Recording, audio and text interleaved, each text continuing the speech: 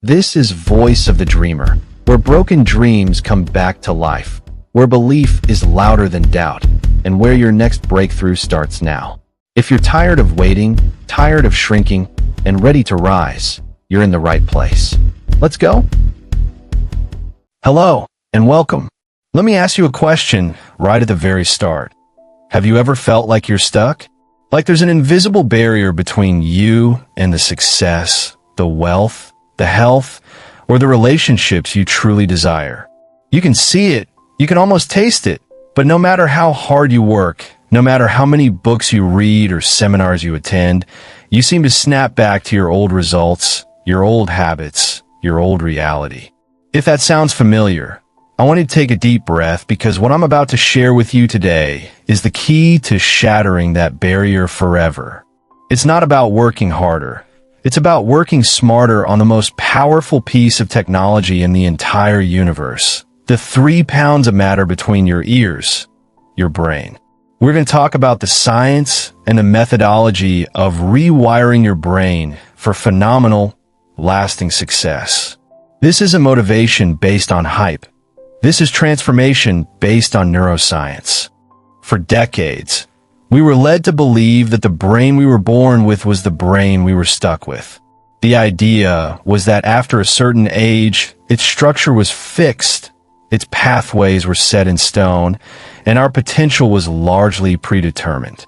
But over the last 20 years, a revolution in brain science has proven that idea to be completely, utterly false.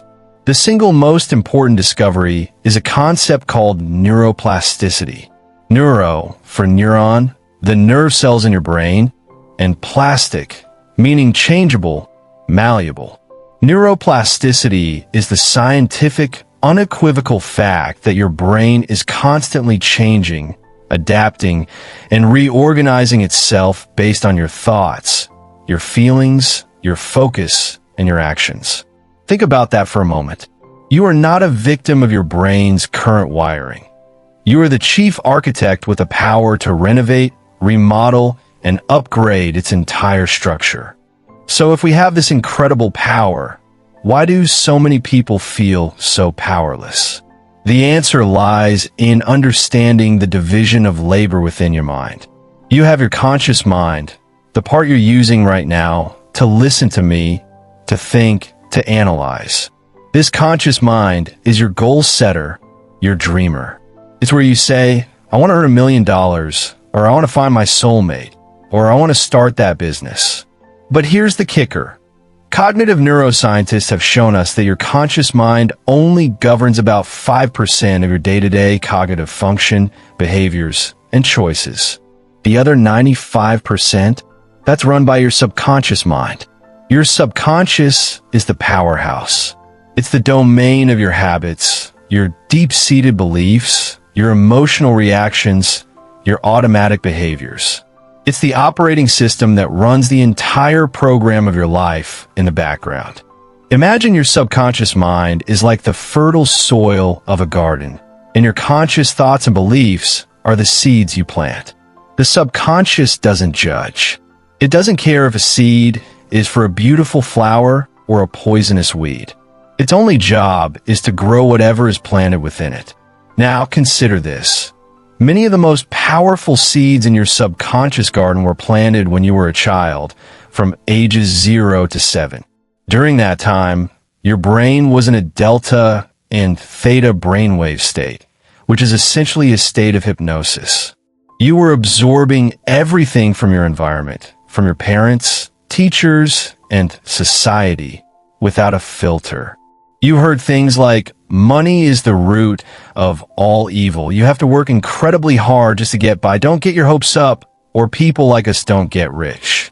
These weren't just words.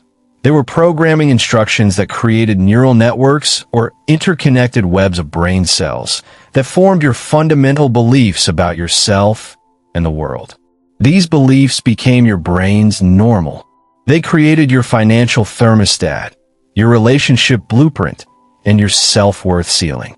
So here you are today, as an adult, using your 5% conscious mind to say, I want to be a multi-millionaire, But your 95% subconscious mind, running on that old programming, has a neural network that screams, warning, warning.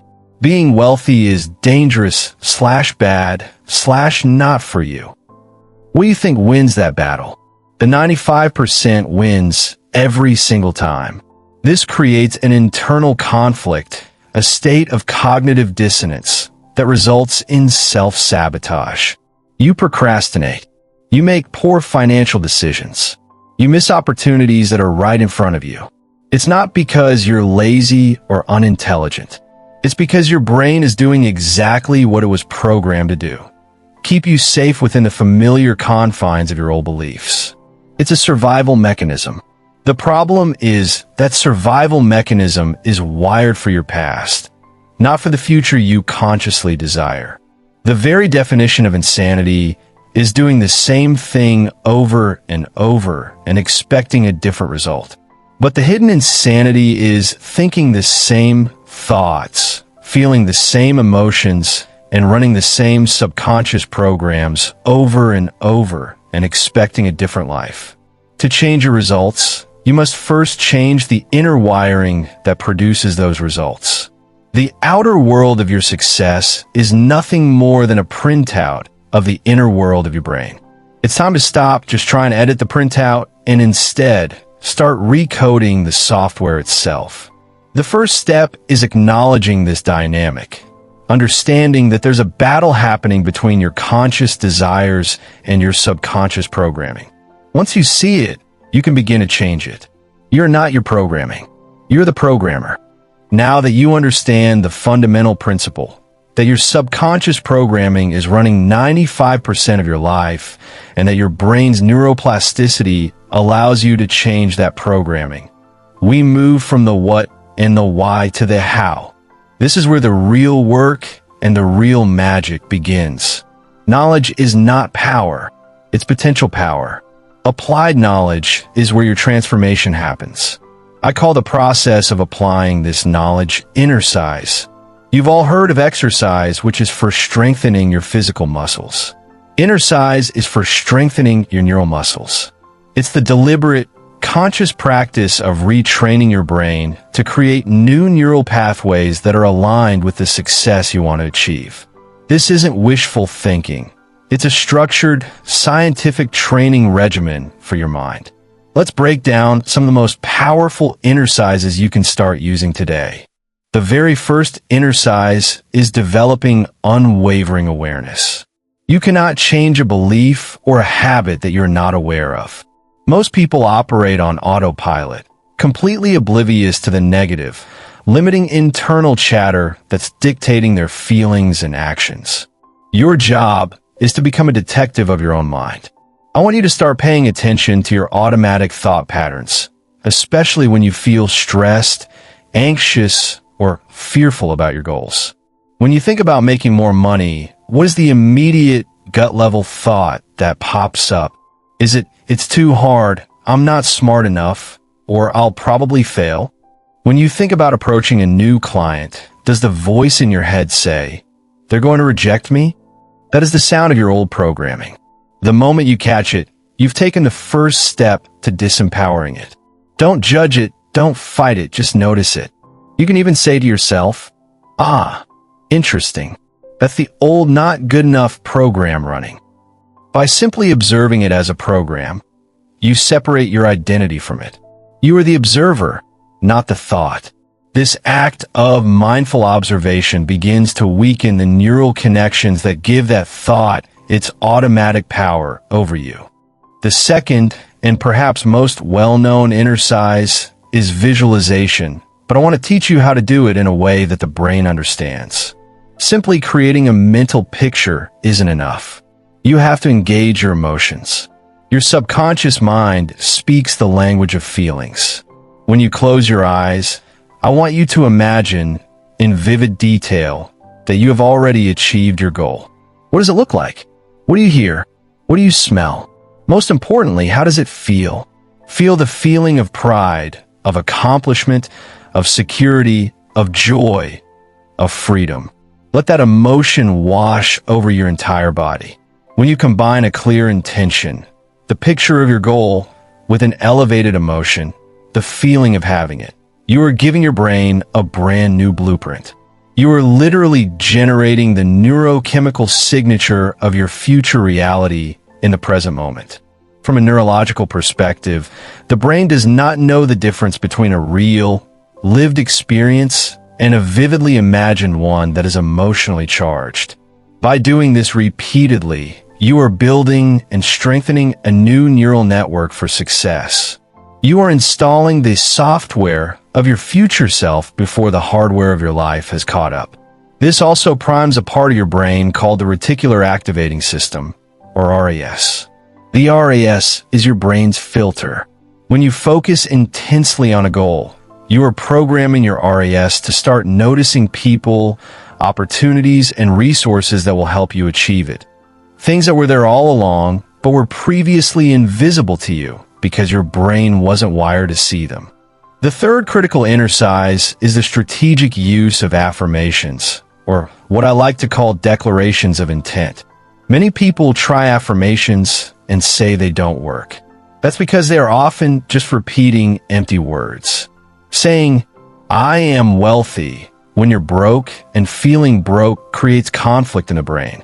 The key is to frame your affirmations in a way that invites possibility and aligns with the rewiring process.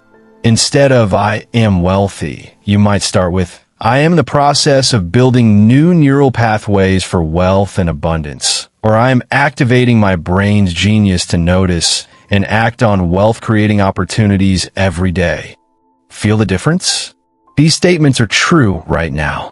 They bypass the subconscious resistance and align with the work you are actively doing. Repeat these declarations with emotion, with conviction, throughout your day. Write them down. Say them out loud. Turn them into the new soundtrack of your mind, actively drowning out the old, disempowering noise. Every time you repeat them, you are sending a signal to your trillions of brain cells that there's a new boss in town with a new set of instructions. Finally, you must link your inner work to outer action. All the inner size in the world won't matter if you don't take new actions. However, the actions don't have to be massive leaps at first. Take one small, courageous step every single day that is aligned with your new, desired identity. If your goal is to be a confident speaker, your action might be to speak up for just 10 seconds in a meeting. If your goal is financial abundance, your action might be to spend 15 minutes researching a new investment strategy instead of watching television. When you take a new action, no matter how small, and you survive, you don't fail spectacularly. The world doesn't end. You provide your brain with evidence that the new belief is true and safe. This creates a powerful feedback loop. The inner size builds the new belief. The new belief inspires a new action. The new action provides evidence that reinforces the new belief, which makes the next action even easier. This is how you build unstoppable momentum. It's a symphony of awareness, visualization, declaration, and action, all working together to systematically deconstruct the old you and construct the successful you, one neural connection at a time. We've now covered the science behind why you're stuck and the practical inner size techniques to begin rewiring your brain for the future you deserve. This brings us to the third and arguably most crucial part of the journey, navigating the inevitable resistance and creating a new identity that makes success your default state. It would be a disservice to you if I pretended this process was a simple, straight line to victory. Your brain, for all its magnificent potential for change, also has a powerful built-in mechanism designed to resist that very change. I want you to understand this mechanism, not as an enemy, but as a misguided friend trying to protect you. Think of it this way. A part of your brain, particularly the amygdala and the primitive brainstem, has one primary job: to keep you alive. And how does it do that? By keeping you in familiar territory. Your comfort zone, even if it's a comfort zone of debt, frustration, or mediocrity is a known variable. Your brain has successfully survived there every single day of your life so far. The new territory of massive success, financial freedom, and peak confidence is unknown. To your primitive survival brain, unknown equals potentially dangerous. So, when you start doing your exercises, when you begin to think new thoughts and take new actions, this part of your brain sounds the alarm. It screams, "Whoa, what are you doing? This is different. This is scary. Let's get back to what we know, back to safety." This alarm manifests as feelings of doubt, fear, anxiety, and the overwhelming urge to procrastinate or quit. It will throw every excuse in the book at you. It will remind you of every past failure. It will tell you that you're being foolish or unrealistic. This is not a sign that you are failing. It is a sign that you are succeeding. It is the clearest evidence possible that you are actually beginning to stretch the boundaries of your old neural patterns, and your brain is noticing. When you feel this resistance, I want you to smile and say, "Thank you, brain, for trying to keep me safe. But I got this. I'm in charge now, and we're moving forward." Acknowledging the fear without succumbing to it is how you retrain your amygdala to understand that this new, successful territory is also safe. Another major factor in sustaining your transformation is your environment. You can do all the exercise in the world, but if you then spend 16 hours a day immersed in an environment that reinforces your old programming, you're fighting an uphill battle. Your environment includes the people you spend time with, the information you consume, news, social media, and your physical surroundings. If you're trying to build a mindset of abundance, but all your friends do is complain about being broke, their words and energy are reinforcing your old neural pathways.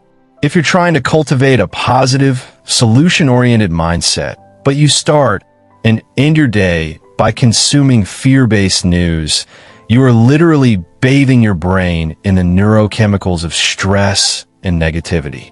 You must become a ruthless curator of your environment. This doesn't mean you have to abandon everyone you know. It means you may need to limit time with energy vampires. It means you must consciously choose to feed your brain with empowering books, podcasts, and mentors. It means creating a physical space, a clean desk, a vision board on your wall that reflects the person you are becoming, not the person you have been. Your environment should be a constant, passive affirmation of your new goals and your new identity. This leads to the ultimate goal of this entire process, moving from doing to being. In the beginning, these exercises and new actions feel like things you are doing. They require conscious effort and discipline. But through repetition, through consistency, something incredible happens. These new ways of thinking, feeling, and acting start to become automatic. The new neural pathways become so strong and well myelinated that they become the brain's new path of least resistance. The old pathways begin to weaken and prune away from lack of use. At this point, you no longer have to try to be confident. You simply are confident. You no longer have to force yourself to see opportunities. You just see them naturally. Your subconscious programming has been successfully rewritten. Your financial thermostat has been reset to a higher level. Success is no longer something you are chasing. It's something that flows from who you are. Your identity has shifted. You don't just have a success mindset. You are a successful person who is simply living in alignment with their core programming. So, I ask you to look at your life right now. Look at your results. They are the perfect reflection of your current brain wiring. And if you're not 100% thrilled with that reflection, then you now have the blueprint for change. You have the understanding, you have the tools, and you have the strategy for overcoming the resistance. The power to create any level of success you desire is not out there somewhere. It is right inside of you. It is in your ability to consciously and deliberately direct the evolution of your own brain. It's a choice. You can continue to let your old, fear-based programming from the past run your life. Or you can decide, right here, right now, to become the architect of your mind, the designer of your destiny, and the creator of a life that truly excites and fulfills you. The science is real, the potential is infinite, and the time to start is now. Begin today. Take one small step. Catch one negative thought. Do one 5-minute visualization. Take one new action. Start the process, and I promise you, your future self will thank you for it. Thank you. Thank you for watching and spending this moment with me here on Voice of the Dreamer. If this message spoke to you, even just a little, don't keep it to yourself. Someone else needs to hear it too. Drop a comment below and let me know what part hit home for you. And if you're ready to walk boldly in your purpose and fuel your faith, hit that subscribe button and turn on the notification bell, so you never miss a dose of inspiration.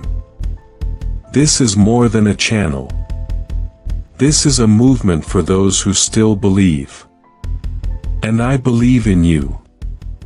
Until next time, keep dreaming, keep rising, and remember, your voice matters. Let's go.